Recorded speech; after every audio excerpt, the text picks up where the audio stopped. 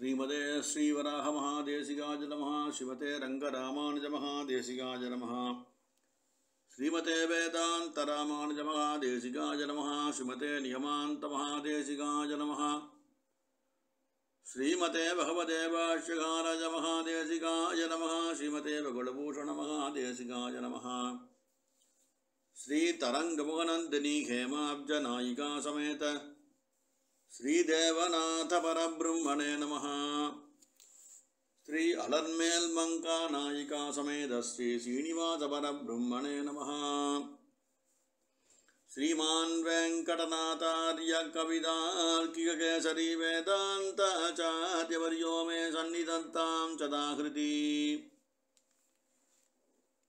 சீரொன்றுதோ புலிதிருவேங்கடமுடையான் பாரொன்றச் சொன்ன பழமொழியுள் ஓரொன்று தானே யமயாதோ தாரணியில் வாழ்வார்க்கு வானேரப்போமளவும் வாழ்வு. சிவதே நிகமாந்த மகாதேசிகாய நமஹ. சுவாமி தேசிகனுடைய தயாசதகம் என்ற ஸ்லோகத்தை நாம் அனுபவிச்சென்றிருக்கோம். இதுகாரம் ஆஸ்திதாள் பாக்யவசத்தாலே 16 ஸ்லோகங்கள் பிராப்தமாயிருக்கு. இன்றைய தினம் 17வது ஸ்லோகம். கீழ் ஸ்லோகமான அந்த பாசுரத்திலே இந்த தயை என்ற பிராட்டி விதிசஞ்சர கேளி என்றதான ஒரு சிறிய பிரளயத்தை ஏற்படுத்தி ஜீவாத்மாக்களை பாவம் செய்யாதபடி ரட்சித்து காக்கிறாள் அப்படின்னு பார்த்தோம். இந்த 17வது பாசுரத்தில் இந்த தயாதேவியினுடைய சிருஷ்டி காரியம் என்ன அப்படின்னு சுவாமி தேசிகன் சாய்க்கிறாருங்க. அஜிதவிஷ்டானு பிரளயே ஜந்து நவலோக்கிய ஜாத நிர்வேதா கரண கலேபரயோகம் விதரசி விஷசைலநாத கருணேத்வாம் அப்படின்னர். அஜித் அவிசிஷ்டாத் பிரளயே, பிரளயத்தில் அஜித் அவிசிஷ்டம் அப்படின்றார். கீழ்ப்பாசுரத்திலே தன் கருணையாலே எல்லோருக்கும் பாவம் செய்யாதபடி ஒரு ஸ்திதியை இந்த தயாதேவி ஏற்படுத்தினா, இதில் இந்த என்ன சொல்ல வரானா, ஹே கருணையே தயாதேவியே, இந்த பிரளய காலத்திலே சேதனாச்சேதங்கள் அனைத்தும் ஒன்றோடு ஒன்றி கிடக்கின்றன, லயத்தை அடைஞ்சிருக்கு. இப்படிப்பட்ட நிலையிலே இந்த ஜீவாத்மாக்களுக்கு சரீராதிகள்லாம் கிடையாது. அப்படியே ஒரு பிண்டமாக கிடக்கு, எல்லாம் தனித்தனி பிண்டமாக கிடக்கு. அப்போ இந்த தயாதேவியானவள் இந்த ஜீவனுடைய நிலையை பார்த்து பிரளயத்தை நாம் அழுத்தினோம். அது உள்ளே போன போது அதுங்கெல்லாம் சரீரம் இல்லாமல் இருக்கே அப்படின்னு ரொம்ப துக்கிக்கிறாளாம் இந்த தயாதேவி. சரீரம் வேணா இந்திரியாதி கர்ண கலேபரங்கள் அது இல்லைன்னா ஒரு ஜீவன் எப்படி இந்த லோகத்திலே சஞ்சரிக்க முடியும், இதர காரியாதிகளை பண்ண முடியும்? அப்படி அதையெல்லாம் இந்த தயாதேவி யோஜனை பண்ணி இந்த ஜீவனின் நிலைக்காக தான் திருவுள்ளம் வருந்தி இந்திரியாதி கரண கரேபரங்களை சரீரங்களை அனுகிரகம் பண்ணுறா அப்படின்றதானது இந்த 17வது ஸ்லோகத்தினுடைய தாத்பர்யார்த்தமாக அமைஞ்சிருக்கு. அஜிது அபிதிஷ்டாத்து பிரளயே அப்படின்னு முதல் பதம். பிரளயத்திலே எல்லா வஸ்துவும் போய் லயமாயிடுறது. உலகத்திற்குடைய சர்வ ஜீவர்களும் காஷ்டபாஷ்டம் பாஷாணம் கட்டை இதெல்லாம் இதை போலே அமுந்து கிடக்கு. சரீரத்துடைய விகாரம் அங்கே கிடையாது. சரீர விகாரம் இல்லாமல் கிடக்கிறா, அசைவற்று கிடக்கு. தன்னுடைய அந்த ஜீவனுக்கு உண்டான சத்தை இழந்து கிடக்கின்ற நிலையிலே ஒரு அசையாத தன்மையுடனும் ஞான சங்கோச்சம் ஞானமே இல்லாதபடியும் இது என்னது என்று அறிய முடியாத ஒரு இருள் தருமா ஞானத்துள் இனிப்பிறவி ஆண் வேண்டேன்னு சாய்ச்சார். இருள் தருமா ஞாலத்துள் இனி பிறவியான் வேண்டேன் அப்படின்னு சுவாமி நம்மாழ்வார் மங்களாசாசனம் திருவாய்மொழியில். அப்படிப்பட்ட ஒரு ஞானம் இல்லாத நிலை இருளா இருக்கிறது இந்த லயத்தில். அதான் சொல்றார், அச்சித்து அபிசிஷ்டானு பிரளயே. அடுத்து என்ன சாட்சினா, ஜந்தூன் அவலோக்கிய ஜாத நிர்வேதா. இந்த தயாதேவி என்ன பண்றான்னா, இந்த ஜீவாத்மாக்களை படும் கஷ்டங்களை அவளால் பார்த்து தாங்க முடியல. திருவுள்ள ரொம்ப கொதிக்கிறது அவளுக்கு. ஜந்தூன் அவலோக்கிய ஜாத நிர்வேதா, நிர்வேதமாயிட்டா இந்த தயாதேவி. பார்த்து சகிக்க முடியல. அல்லோ, என் குழந்தைகள் எல்லாம் இப்படி ஒரு கல்லாயம் கட்டையாயம் கிடக்கிறதே இந்த பிரளயத்தில், அசைவற்று கிடக்கிறதே, ஞானம் கொஞ்சம் கூட இல்லையே எங்களுக்கு, இப்படி இருக்கே அப்படின்னு தயாதேவி துக்கித்து தலை கவிழ்ந்த வண்ணம் இருக்கிறாளாம். ஒரு திருவுள்ளத்தை ஒரு மகிழ்ச்சி இல்லை, திருவுள்ள வேதனையோடு ஒரு பார்க்கும் நிலையை இந்த தயாதேவி அடைகிறார். இந்த லோகத்தை சிருஷ்டி எல்லா ஜீவாத்மாக்களையும் அவர் ரட்சிக்கிறா, பண்ணுறா, எல்லா விஷயம் பண்ணுறா. அது எப்படின்னா, ஒரு தாயார் தன்னுடைய தான் பெற்ற சிசுவை, ஜனன மாதா, அவள் தான் பெற்ற சிசுவை அந்த சிசுவினுடைய அந்த குழந்தையினுடைய உடம்பு இருக்கு இல்லையா, அது அசையாத படி கிடந்தால் அவளுடைய திருவுள்ளமான என்ன கலக்கம் இருக்குமோ அப்படி ஒரு கலக்கம். அந்த தாயார் அந்த சிசுவின் மேலே வைத்த பாசத்தை போலே, ஒரு அன்பை போலே, இந்த தயாதேவியும் இந்த ஜீவாத்மாக்களின் மேலே ஒரு அன்பும் பாசமும் வச்சிருக்கா. அசைவற்று கிடக்கும் குழந்தையினுடைய தாயாருடைய திருவுள்ளம் எப்படி ஒரு விரும்பி வேதனைப்படுமோ அதை போலே இந்த தயாதேவியினுடையதான திருவுள்ளமும் கலங்கி தான் தலை குனிந்து ஒரு கலக்கமுள்ள தசையை இந்த தயாதேவி அடைஞ்சிருக்கான்னு இந்த சாய்கிறார் சுவாமி தேசிகனுங்க. இது என்ன பண்ணும், இந்த ஜீவாத்மா லயத்திலே அசைவற்று கிடக்கும் போது இந்த ஜீவனுக்கு இன்ன பெயர் இன்ன ஜந்து என்ற விஷயமே தெரியாத இருக்கு இல்லையா, தெரியாத இருக்கு. அப்படி ஒரு நிலை வந்துடுத்தேன்னு இவ கவலைப்படுறா. வேதம் யாரிடம் பிறந்ததோ அவனுக்கு நிர்வேதம் கிடையாது. அவன் இந்த ஜீவாத்மாக்களை பற்றி கவலை இல்லாமல் இருக்கான். ஆனால் இந்த கஷ்டமானது தயாதேவிக்கு இருக்கு.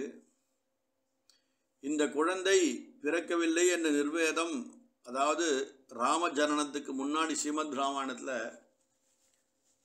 எனக்கு குழந்தை இல்லையே என்ற ஒரு நிர்வேதம் தசரதற்கு இருந்தது இல்லையா. அதுக்கப்புறம் ராமாவதாரம் மன்னர், அவருக்கு குழந்தை இன்மை என்ற நிர்வேதம் போச்சு. அந்த ஸ்திதியை காட்டுறாயங்க.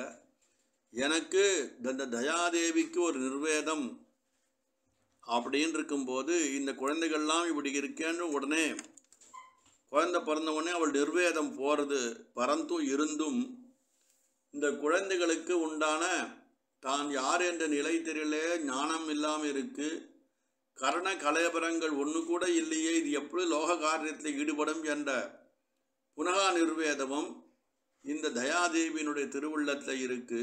அதனாலே சொல்றவோ கரண கலேபரயோகம் விதரசி விஷசைலநாத கருணேத்வாம் அப்படின்னு சொன்னான். இந்த வயிற்றிலே ஒரு சிசு, தாயின் வயிற்றில் ஒரு சிசு இருக்கு. அந்த சிசுக்கு உண்டான விஷயங்கள் கர்ப்பம் தரித்து நாள் ஆக ஆக சிசுக்கு சிரசு, சக்ஷுசு, நாசி, கர்ணபத்ரம், அப்புறம் அதுக்கு உண்டான கை கால்கள், கரண கலேபரங்கள் மொத்தமும் வரத்துக்கு அம்மா முக்கிய காரணமாக இருக்கார். தான் சாப்பிடாட்டாலும் அந்த குழந்தைக்கோசரம் தான் சாப்பிட்டு அந்த ஈருயிர் ஓர் உடல்னு சொல்லுவாளே, அதே போல இந்த தாயார் குழந்தைய ரட்சித்து அந்த கரண கலேபரத்தோட நமக்கு லோகத்தை ஜனிக்கும்படியாக பண்ணுறாள். அதனாலே கரண கலேபரம் தான் முக்கியம்னு தோன்றது. இந்த இடத்தை பார்க்கும்போது பிரளயத்தில் ஜீவர்கள் கரண கலேபரங்கள் இல்லாமல் இருக்கா. இந்த தயாதேவியினுடைய தயை என்ற குணத்தாலே தேவி ரொம்ப கருணையோடு இறங்கி இந்த ஜீவாத்மாக்களுக்கு சரீரம் ஏற்படுத்தி ஒரு தாயை போலே ஒரு பரிதவிப்போடே நமக்கு மொத்த அனுகிரகம் பண்ணி நமக்கெல்லாம் சரீரத்தை கொண்ட உம்மைத்தன் வயிற்றிருத்தி உய்ய கொண்டான்னு சாட்சார் கலியன். இந்த ஜீவாத்மாக்களை தன் வயிற்றை இருத்தி ரட்சிச்சான். ரட்சிக்கும் போது காப்பாற்றிட்ட பெருமான். ஆனால் உள்ளே போனோன்னே எல்லாத்துக்கும் ஒரு அசைவற்ற தன்மை வந்துடுது. இந்த தன்மையை பார்த்து பிராட்டியான தேவியானவள் ரொம்ப மன கிளேசப்பட்டு திருவுள்ள கிளேசப்பட்டு நமக்கெல்லாம் சரீரங்களை கொடுத்து அனுகிரகம் பண்ணுறாள் என்பதானது ஒரு விஸ்தாரமான உரையாக இந்த பாசுரத்தில் இருக்கு. விதரசி விஷசைதநாத கருணேத்வாம். பிரளய சிருஷ்டியிலே இருப்பவள் இந்த குழந்தைகளை பார்த்து வருத்தப்பட்டு இவாளுக்கு இந்த சரீரமற்று இருக்கேன் தான் நிர்வேதப்பட்டு திருவேங்கடநாதனின் கருணா கடாட்சம் அந்த கருணையின் மூலமாக இந்த லோக ஜீவாத்மாக்களான குழந்தைகளுக்கு தான் ஒரு அம்மாவை போலே இருந்து ரட்சித்து கரண கலேபரங்களை அனுகிரகம் பண்ணுறாள் அப்படின்னார். ஏன்னா லயத்திலே காப்பது எம்பெருமான்.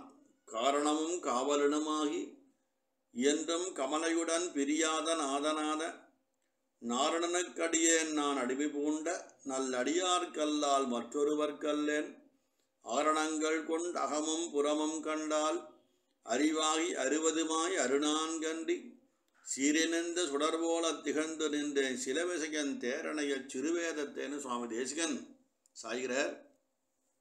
இதிலே காரணமும் காவலனுமாகினா லோக சிருஷ்டிகர்த்தா எம்பெருமான் சியப்பதி. காவலன்னா இந்த பிரளயம் வந்தாலும் எல்லாத்தையும் தன் வயிற்றிருத்தி உய்யக்கொண்டான் என்னும்படியாக ரட்சிப்பதிலே பெருமாள் காத்து ரட்சிக்கிறார். ஆனால் அந்த சமயத்திலே ஜீவாத்மாக்கள் எல்லாம் சேத்தனா சேத்தனங்கள் மொத்தமும் ஒன்றோடன்றி மோதிக்கொண்டு அசைவற்று கிடந்துருக்கு ஒரே இடத்துல பெருமாளை திருவயிற்றிலே. இப்போ என்றும் கமலையுடன் பிரியாத நாதனான நாரணனுக்கடியேன் நான் அடிமை பூண்ட நல்லடியார் கல்லான்னு சொன்னேன் சுவாமி தேசிகன். இதெல்லாம் ஒரு கரண கலேபரங்கள் இல்லைன்னா இதெல்லாம் தர்ம காரியங்களை எப்படி பண்ணும், தன்னுடைய நித்தர்மானுஷ்டானத்தை எப்படி பண்ணும், வேதம் சொல்லியிருக்கு, கர்மா பண்ணுன்னு சொல்லியிருக்கு. சந்தியாவதி நாய்கள் மற்ற இட்டிகள்லாம் எப்படி பண்ணும், எம்பெருமான் அஞ்சலி வைபவம் ஆச்சாரியால் சாதிச்சிருக்கா. இந்த அஞ்சலி வைபத்தை எப்படி அனுஷ்டிப்பா சுவாமி, கைகூப்பு செய்கையே ஈசஞ்ஞானம் உண்டுமென்று எந்தேக மூர்த்திக்கன்னு சுவாமி நம்மாழ்வா சாதிச்சிருக்காளே இல்லையா. இந்த கரண கலேபரங்கள் கொண்டுதான் எம்பெருமானை தொழ வேண்டும். வாயவனை அல்லது வாழ்த்தாது ஐயுலகம் தாயவனை அல்லது தாம் தொடா பெய்முலை நஞ்சூனாக உண்டான் உருவடு பேரல்லால் காணா கண் கேளாச்சவின்னு ஆழ்வா சாதித்த மாதிரி எம்பெருமானை பார்ப்பதற்கே கண்கள், எம்பெருமானுடைய நாமத்தை ஜபித்தற்கே இந்த ஜிக்வா என்ற நாக்கும் வாயுவிற்கு, எம்பெருமானை சேவிப்பதற்கே திருக்கைகளை எம்பெருமான் கொடுக்கிறார், எம்பெருமான் பற்றி நாமத்தை கேட்பதற்கே காதுகள் இருக்கு இல்லையா. எம்பெருமானை பார்த்து அவன் குளிர கடாட்சித்து அவனுடைய திவ்ய மங்கள விக்கிரகத்தை சேவித்து நன் பாவத்தை போக்கிக் கொள்வதற்குண்டான கண்கள் எம்பெருமான் கொடுக்கிறார். அப்பேற்பட்டதான இந்த ஜீவாத்மாக்களுடைய அந்த சரீர கர்ண அந்த கலேவரங்களும் மொத்தத்தையும் இந்த பிராட்டி லயஸ்திதியிலே உண்டான ஜீவாத்மாக்கள் இல்லையே என்று தான் நிர்வேதித்து வருத்தப்பட்டு ஒவ்வொரு ஜீவாத்மாவுக்கும் கர்ண கலேவரங்களை தன்னுடைய தயை என்ற காரியத்தின் மூலமாக அனுகிரகம் பண்ணுறாள் என்பதை காட்டுறார் இந்த இடத்துல. இப்போது ஒரு பிண்டமாக ஒரு குழந்தை ஜனிச்சதுன்னா அந்த குழந்தையாலே என்ன ஜீவன் மட்டும் ஓடின்னு இருக்கு சுவாமி. அது கையில்லை, காலில்லை, மூக்கில்லை, ஒன்றுமில்லை, ஒரு பிண்டமாக இருந்தாக்கா அதனால் யாருக்கு என்ன பயன்? பெற்ற தாயாருக்கும் எந்த பயனுமில்லை, அவளுக்கு துக்கம் ஏற்றிருக்கும். அந்த ஜீவனை மறிக்க செய்ய முடியுமா? மகா பாபமாச்சே, கொடிய பாபமாச்சே. ஒரு கையும் காலும் இருந்துனாக்கா அது தன்னுடைய வேலையை அது பார்த்துக்கும். ஒரு தர்ம அனுஷ்டானம் தப்பனும் எம்பெருமான சேவிக்கும் தாய் தந்தையை சேவிக்குமே. வெறுமை அசைவற்று கிடக்கும் ஒரு சதைப்பிண்டத்தை போல இருக்கக்கூடியதான ஒரு ஜீவனுக்கு அதை ரட்சிப்பதற்கே நாம் காலம் மொத்தமும் போடும். அது தன்னை ரட்சித்து கொள்ளும்படியாத ஒரு ஸ்திதி இந்த இடத்துல இருக்கு. அதனாலே அதுக்கு முன்னமே இந்த ஸ்திதி வரத்துக்கு முன்னமே தயாதேவியானவள் நம்ம லயத்திலே பெருமாள் திருவேட்டில் இருக்கும்போதே நமக்கு மொத்தத்தையும் கர்ண கலேவரங்களை தானே அனுகிரகம் பண்ணி சிருஷ்டி காலத்திலே அனுகிரகம் பண்ணி தன்னை தய என்ற காரியத்தாலே கொடுத்து அதன் மூலமாக அவள் அனுஷ்டானம் பண்ண வச்சு இவன் நல்ல ஆச்சாரியன் தேர்ந்து எம்பெருமான் திருடி வந்து சேர்வதற்கு கைங்கரியம் பண்ணுவதற்கு ஒரு ஹேது பூதையாக இந்த பிராட்டி இருக்கா. பாஷ்யகாரர் சாதிச்சதா 5 கைங்கரங்கள் சொன்னார். சீபாஷ்யத்தை கற்றுத்தெளிதல், திவ்ய பிரபந்தத்தை ஆவாடை திருவாமொழியை கற்றுக்கொள்ளுதல், அப்புறம் நமக்கெல்லாம் சன்னதியிலே கைங்கரியம் பண்ண வேண்டியது, அந்த சந்தன கைங்கரியம் இத்தியாதி திருமடைப்பள்ளி புஷ்பாதி கைங்கரியங்கள்லாம் சொல்லியிருக்கா பெரியவா. பேர்பட்ட கைங்கரியம் நாம் பண்ணுவதற்கு கண்கள் சரீரத்தில் கலைபரங்கள்லாம் மொத்தம் தேவைப்படுறது. இது இல்லைன்னா இவா பெரியவா சொன்ன கைங்கரத்தை எப்படி பண்ண முடியும்? கைங்கரத்தின் பலனாக சிரசாலை எம்பெருமானை வணங்குவதாலே நம்முடைய கர்வம் அழியிறது. கைங்கரியம் பண்ணுவதால் நித்திய பாபம் போகிறது. அந்த பாபம் போனால் நல்ல மனசு ஏற்படுறது. அந்த ஞானத்துக்கு இவன் என் ஆச்சாரியன்னு தெரிஞ்சுக்கிறோம். அந்த ஆச்சாரன் திருவுடைய ஆசிரிப்பதால் நமக்கு சரணாகதி பண்ணிக்கிறோம். சரணாகதி அனுஷ்டத்தால் எம்பெருமானுடைய அழியா செல்வமான அந்த ஸ்ரீ வைகுண்டலோகம் நமக்கு பிராப்தமாகி அந்த எம்பெருமானை தினம் தினம் சேவிக்கும்படியாகவும் எம்பெருமானுக்கு புனப்புனகா நித்தியம் அவனுடைய அந்த திவ்ய லோகத்திலே கைங்கரியம் பண்ணதுக்கு ஒரு பாக்யவசம் நமக்கு எப்படி கிடைக்கும்னா, உடம்புல சரீரம் இருந்தால் தான் இத்தனை பிரவேசமும் பண்ண முடியும் என்பதை தயாதேவி தான் மனத்திலே வாங்கிண்டு மொத்தத்தையும் ஜீவாத்மாக்களுக்கு எம்பெருமான் அவன் திருவடிவாரம் சேர்ந்திருக்கிறதுக்கு ஒரு ஹேது பூதையாய் இருந்து கொண்டு கர்ணகரேபரங்கரை அவள் அனுகிரகம் பண்ணி இந்த ஜீவாத்மாக்களுக்கு ஹிதம் பண்ணுகிறாள் என்பதானது தான் இந்த ஸ்லோகத்தினுடைய தாற்பயமாக அமையிறது. முந்தின ஸ்லோகத்தை எம்பெருமான் என்ன பண்ணார்? பாபங்கள் கழிவதற்கு ஒரு ஹேது பூதையாய் இருந்தான பாபத்தை நிரசனம் பண்ணுவதான அந்த அபராத பங்கம் பண்ணுகிறான்னு சாதிச்சுட்டு இந்த இடத்துல என்ன சொல்றாருன்னா, சிருஷ்டி காலத்தில் இவளுக்கெல்லாம் இந்த ஜீவாத்மாக்களுக்கெல்லாம் கலேபரங்களை அனுகிரகம் பண்ணி அதன் மூலமாக எம்பெருமானை அடைவதற்குண்டான ஹேதுபூதையாக இருக்காள் அப்படின்ட்டு இந்த 17வது பாசுரத்திலே சாதிச்சு நிறைவு செய்கிறார். கவிதார்க்கிக சிம்ஹாய கல்யாண குணசாலினே ஸ்ரீமதே வெங்கடேசாய வேதாந்த குரவே நமஹ.